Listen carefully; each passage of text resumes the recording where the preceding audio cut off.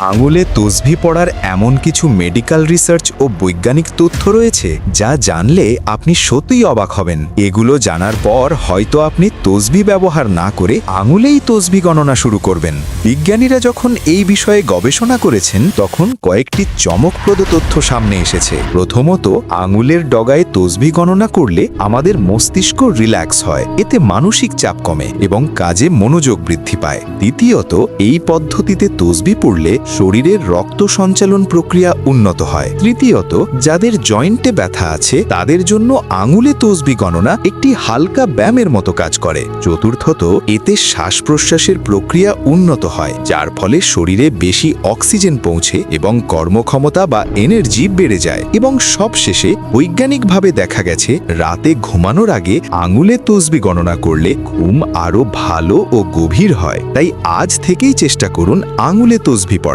এতে যেমন সওয়াব রয়েছে তেমনি রয়েছে অসাধারণ স্বাস্থ্য উপকারিতা।